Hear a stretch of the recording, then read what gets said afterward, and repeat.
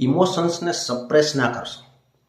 Emotions એ problem solve નહીં કરે. Suppress કરશો ને તો સોલ્વ નહીં થાય, અંદર સ્ટોર થશે અને પછી ઓવર રિએક્શન કરીને એકદમ જ બહાર આવશે ફટાક દઈને.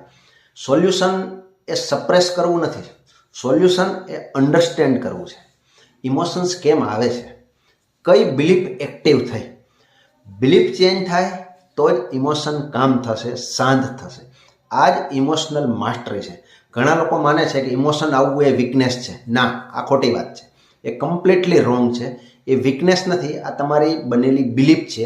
અને ઇમોશન્સ આવવું એ નેચરલ છે, કોઈને પણ આવે. ઇમોશન સમજી ન શકવું ને આ પ્રોબ્લેમ છે. સ્ટ્રોંગ માણસ ઇમોશન્સને દબાવતો નથી, સ્ટ્રોંગ માણસ ઇમોશન્સને સમજે છે. અને ઇમોશન્સને દુશ્મન નથી સમજતો, પણ ઇમોશન્સ આવે ને એને ઇન્ડિકેટર સમજે છે. અને જો આ ઇન્ડિકેટર શું બતાવવા માંગે છે એ માપી લે અને પછી પોતાની અંદર એ બિલીફ ચેન્જ કરે છે.